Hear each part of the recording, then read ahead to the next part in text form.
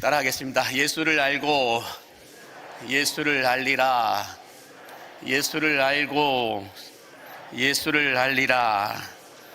사심이 아니라 진심으로 찬양하고 겉심이 아니라 중심으로 예배하는 우리 모든 광림의 성도들에게 하나님의 천심의 은혜가 부어지게 되기를 예수님의 이름으로 간절히 축복합니다.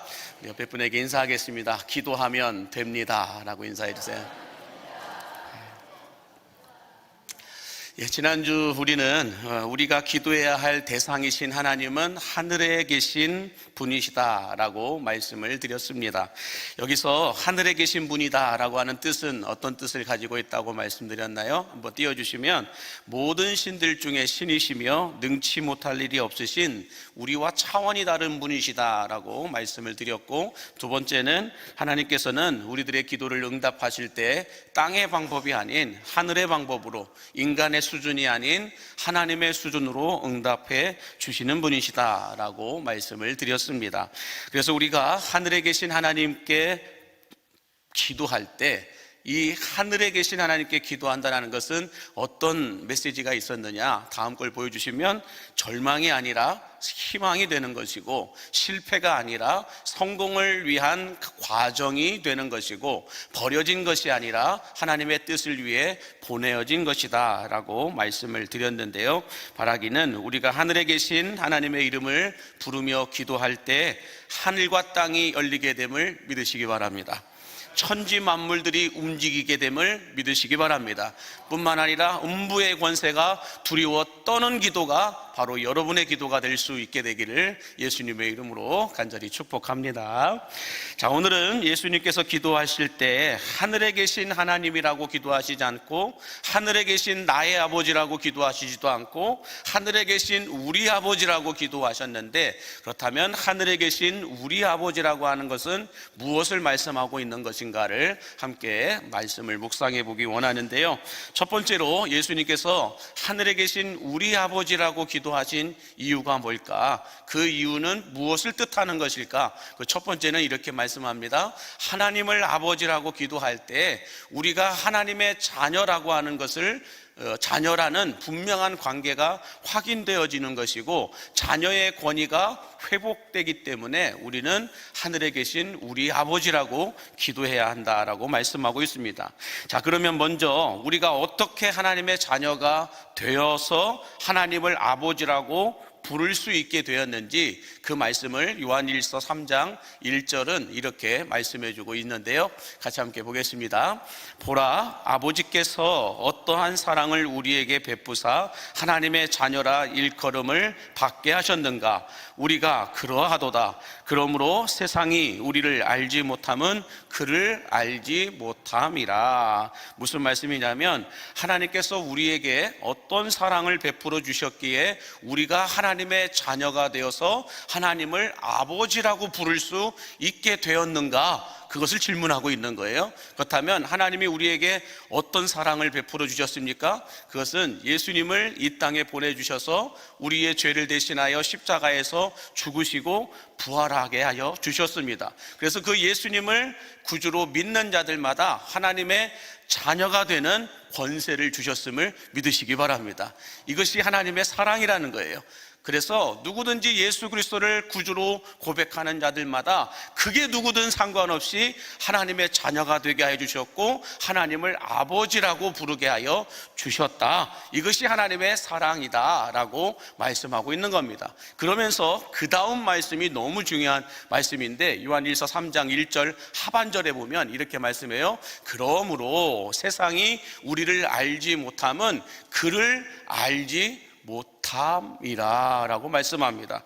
무슨 말씀이냐면, 세상은 하나님을 모르기 때문에 우리가 얼마나 보배롭고 존귀한 존재들인지를 알지 못한다는 거예요. 세상은 하나님을 모르기 때문에 우리가 하나님의 자녀라고 하는 것을 알지 못한다는 거예요. 그래서 세상은 우리를 함부로 대합니다. 여러분, 우리가 대통령의 딸이라고 하고 대통령의 자녀라고 하면 거기에 걸맞는 예우를 갖추고 보호를 받습니다.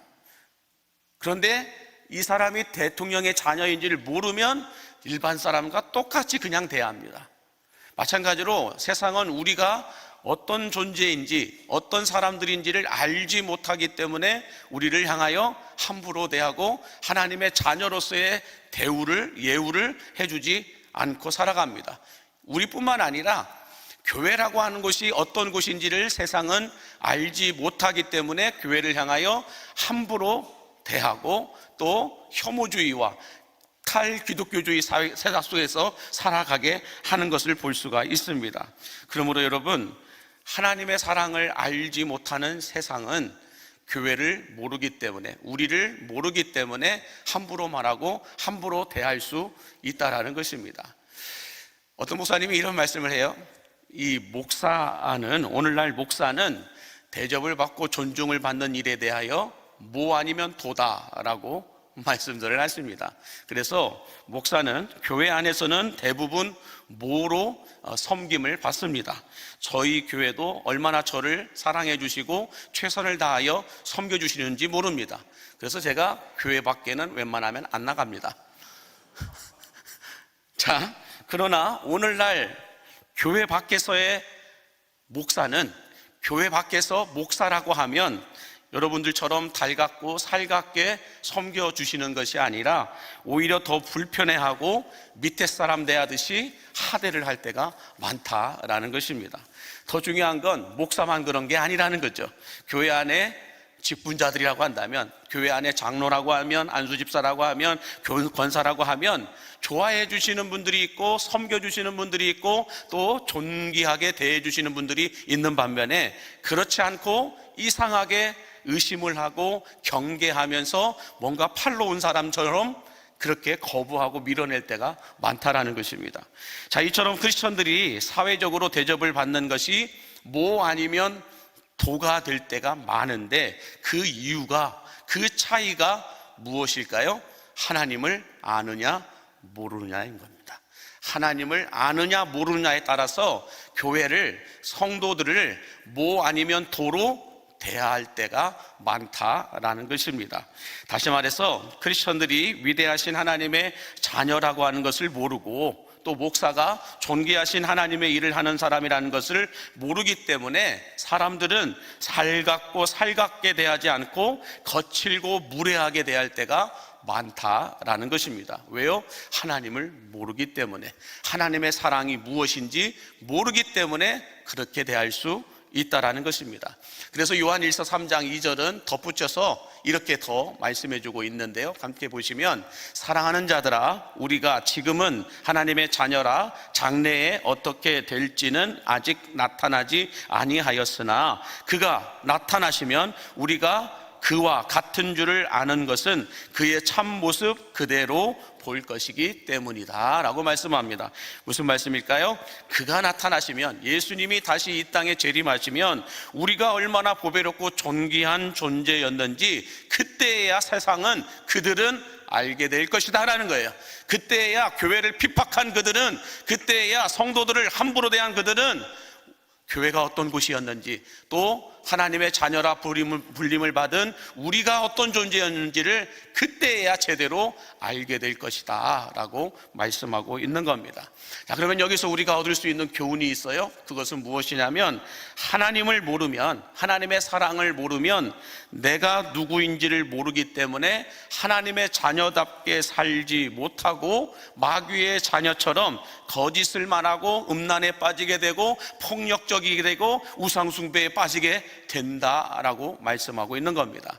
내가 누구인지를 모르면, 다시 말해서 하나님이 어떤 분이신지를 모르면 우리는 하나님의 자녀임에도 불구하고 마귀의 자녀처럼 살아가게 된다라고 말씀하고 있는 것입니다. 뿐만 아니라 하나님을 모르면 예수님의 피값으로 세우신 교회가 어떤 곳인지 모르고 성도들이 하나님께서 사랑하시는 자녀라는 것을 모르기 때문에 세상은, 하나님을 모르는 사람들은, 하나님의 사랑을 알지 못하는 자들은 교회를, 성도들을 힘들게 하고 괴롭게 할 때가 많다라는 것입니다. 그러므로 하늘에 계신 우리 아버지라고 아버지의 이름을 부를 때마다 우리는 어떻게 될까요? 우리가 얼마나 보배롭고 존귀한 존재인지를 드러낸다라는 거예요. 왜요? 하나님을 아버지라고 한다라는 거예요. 하나님을 아버지라고.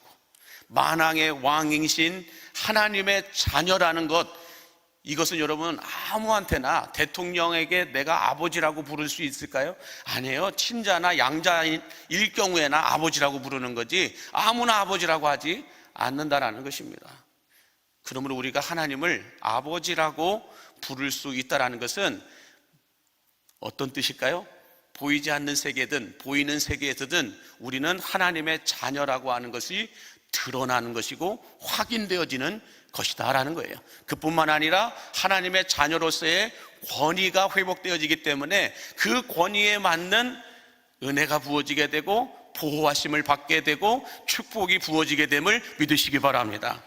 그래서 여러분, 우리가 어떤 존재인지를 알기 위해서는 하나님이 어떤 분이신지, 특별히 하나님께서 우리에게 어떤 사랑을 부어주셨는지를 정확하게 알아야 할 줄로 믿습니다. 이것을 모르면 여러분 어떻게 될까요? 베드로가 베드로전서 3장 7절에서 이렇게 말씀해 주고 있어요. 함께 보겠습니다. 남편들아, 이와 같이 지식을 따라 너희 아내와 동거하고 그를 더 연약한 그릇이요 또 생명의 은혜를 함께 이어받을 자로 알아 귀히 여기라. 이는 너희 기도가 막히지 아니하게 하려 함이라. 이 말씀대로 한다면 여러분, 교회를 귀히 여기지 않고 성도들을 귀히 여기지 않는 자들은 뭐가 된다는 거예요? 어떤 기도를 해도 막힌다라는 거예요.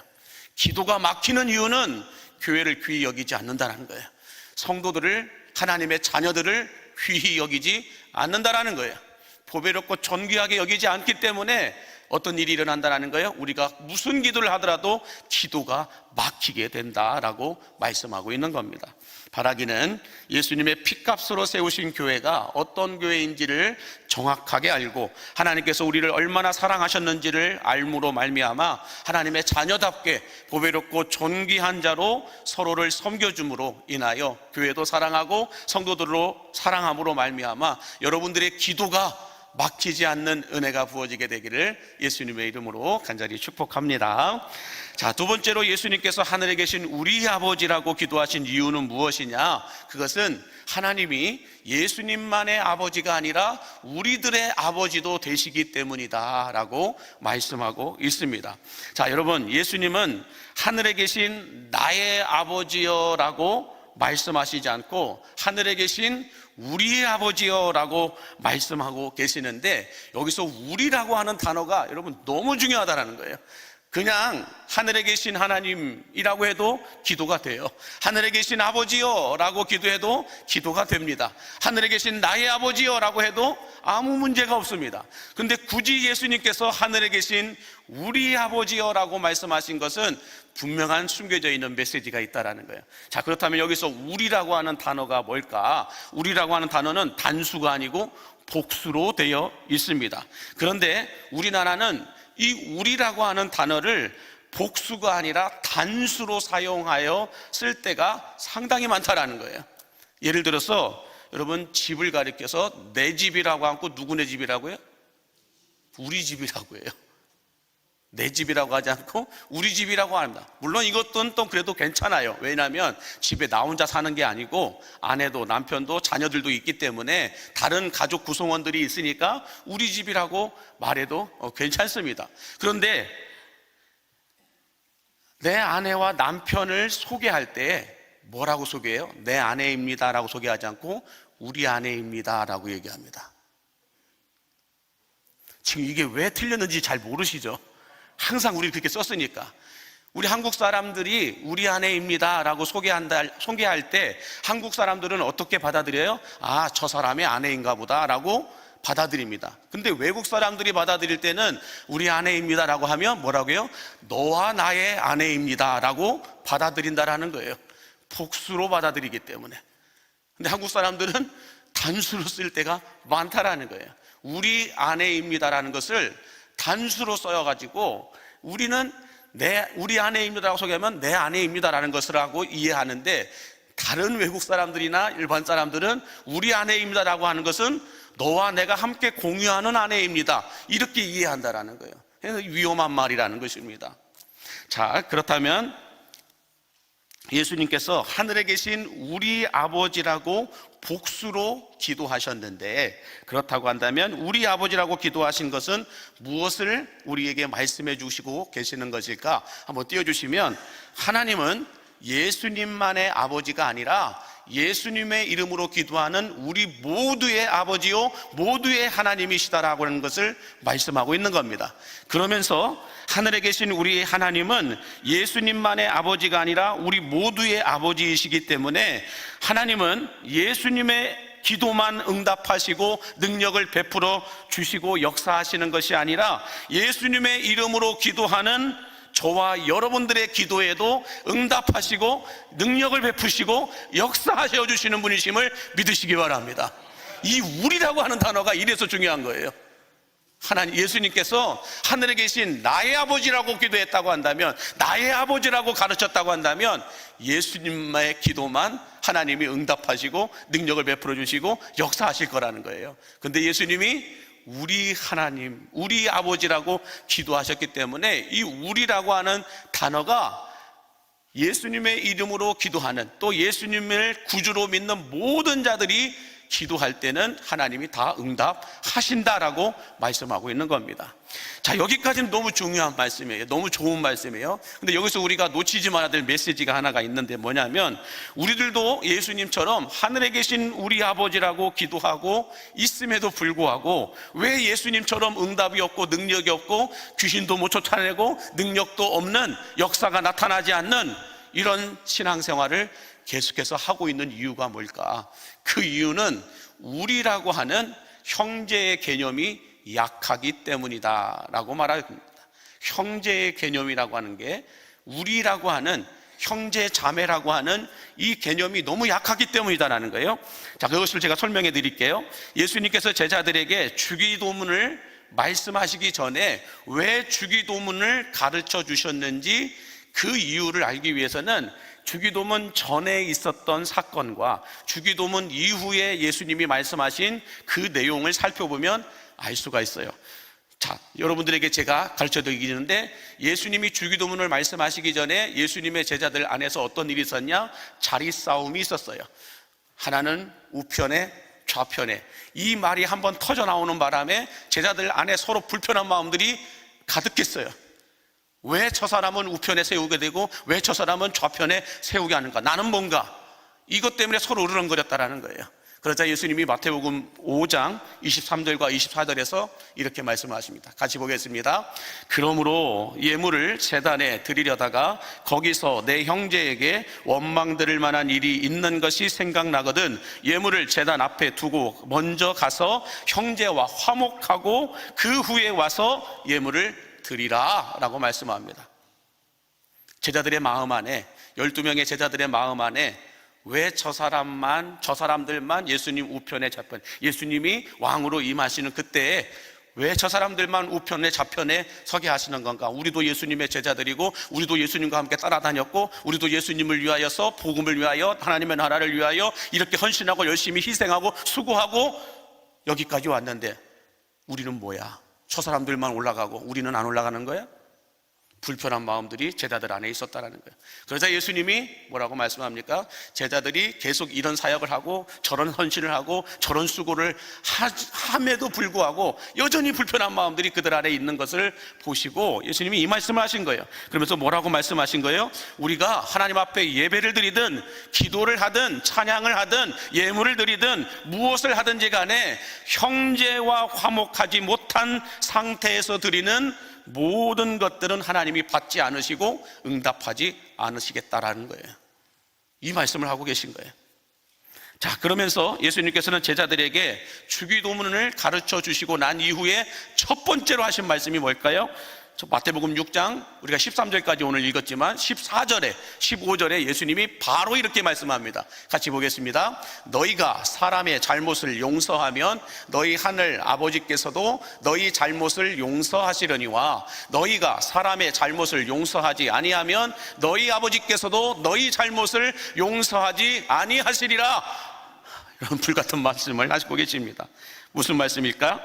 우리가 형제를 용서하지 않고 미워하는 마음을 그대로 가지고 예배하고 용서하지 않은 불편한 마음을 그대로 가지고 기도를 하든 찬양을 하든 아니면 어떤 사역을 하든 어떤 헌신과 봉사를 하든 어떻게 하시겠다는 거예요? 하나님은 받지 않으시고 듣지 않으시고 응답하시 않으시겠다는 거예요. 너희가 용서하지 아니하면 너희 아버지께서도 너희 잘못을 용서하지 아니하시리라 라고 하는 말씀은 바로 이 메시지가 함축되어져 들어가 있는 겁니다. 우리가 어떤 예배를 드려도, 어떤 기도를 드려도, 어떤 찬양을 해도, 어떤 예물을 드려도, 어떤 헌신과 봉사를 해도 주님은 받지 않으시겠다는 거예요. 정말 무서운 말씀이면서도 중요한 말씀입니다. 그러므로 여러분, 우리의 기도가 예수님의 기도처럼 하나님으로부터 응답이 있고 능력이 있고 역사가 나타나는 기도를 체험하기를 원하신다고 한다면 형제에게 원망들을 만한 일이 생각나거든 가서 용서를 구하십시오. 그리고 난 다음에 주 앞에 와서 예배할 때에라야 하나님은 받으시겠다라고 말씀하고 있는 겁니다. 자, 뿐만 아니라 뭐라고 말씀하세요? 우리가 누군가의 잘못을 용서하지 않고 그대로 가지고 있다고 한다면 하늘 아버지께서도 우리들의 잘못을 용서하지 않으시겠다라고 말씀합니다. 다시 말해서 형제를 용서하지 않고 미워하고 있는 마음의 상태를 그대로 가지고 있으면 우리가 어떤 기도를 해도 응답하지 않으시겠다라는 거예요. 아주 단순하지만 무서운 진리의 말씀입니다. 주기도문을 예수님이 가르쳐 주신 근본적인 핵심의 이유가 여기에 있다라는 거예요. 그래서 여러분, 우리라고 하는 이 형제와 자매의 개념이 우리에게서 약해지면 우리는 이런 실수를 반복해서 계속해서 할 수밖에 없다라는 거예요. 우리가 누구인지를, 교회가 어떤 곳인지를, 우리가 어떤 사람들인지를 정확하게 알면 여러분, 우리는 이런 실수를 반복하지 않는다라는 거예요. 그러므로 여러분, 우리가 하늘에 계신 우리 아버지라고 기도할 때 우리 아버지는 나만의 아버지가 아니라 예수님만의 아버지가 아니라 예수 그리스도를 구주로 고백하는 우리 모두의 하나님이 되심을 믿으시기 바랍니다. 그 하나님께서 우리를 존귀하고 보배롭게 귀하게 여기신다고 말씀합니다. 그렇다고 한다면 그 하나님의 자녀로 부르심을 받은 우리들 또한 존귀하게 보배롭게 살아야 되고 그렇게 섬겨야 됩니다. 교회 또한 예수님의 피값으로 세우신 교회이기 때문에 이 교회를 향하여서 함부로 말하고 함부로 흔든다, 그것은 누구를 모른다라는 거예요? 하나님을 모르고 하나님의 사랑을 모르기 때문에 그렇게 한다라는 거예요. 그런 하나님의 사랑을 알고 있고 하나님이 어떤 분이신지를 알고 있다고 한다면 우리는 어떻게 할까요? 교회를 귀하게 여긴다는 거예요. 교회 안에서 함께 신앙생활하는 성도들을 귀하게 여긴다는 거예요. 왜요? 하나님의 자녀이니까. 예수님의 피값으로 세우신 예수님의 교회이지 사람의 교회가 아니기 때문에 예수님의 교회요, 하나님의 자녀입니다. 그렇다면 거기에 걸맞게 우리는 보배롭고 존귀하게 서로를 여겨주셔야 할 줄로 믿습니다. 뿐만 아니라 어떻게 한다는 거예요? 형제와 화목하고 난 이후에 드리는 예배를, 그 기도를, 그 찬양을, 그 예물을 하나님은 받으시겠다라고 말씀합니다. 그러므로 용서를 구하고 용서를 해줄 수 있을 때라야 우리의 예배가 은혜가 부어지는 예배가 되고 우리의 기도가 응답이 있고 능력이 있는 예수님의 기도가 될 줄로 믿습니다. 저는 이런 기도가 오늘 여러분들의 기도가 될 때, 그런 상태에서 우리가 기도할 때, 하늘에 계신 우리 아버지를 찬양하며 기도할 때 하늘과 땅이 열리게 될 것입니다. 천지 만물들이 움직이게 될 것입니다. 음부의 권세가 두려워 떠는 기도가 되게 될 줄로 믿습니다. 그때 능력이 나타나고 기적이 일어나는 거예요. 저는 우리 광림의 성도들이 이런 기도를 체험할 수 있게 되기를 예수님의 이름으로 간절히 축복합니다. 기도하겠습니다. 하늘에 계신 우리 아버지, 우리가 하늘에 계신 우리 아버지의 이름을 부르며 기도할 때 하늘과 땅이 열리게 해주시고 음부의 권세가 두려워 떨게 하여 주시옵시고 천지 만물들이 움직이는 기도를 하게 하여 주옵소서. 무엇보다 예수님의 피값으로 세우신 교회를 존귀하게 여기게 하여 주시옵시고 하나님의 자녀로 부름을 받은 우리 모든 성도들을 보배롭고 존귀한 자녀들로 섬기게 하여 주시어서 하나님의 나라와 영광을 위하여서 아름답게 쓰임받는 광림의 성도들 되게 하여 주옵소서. 예수님의 이름으로 축복하며 기도하옵나이다. 아멘.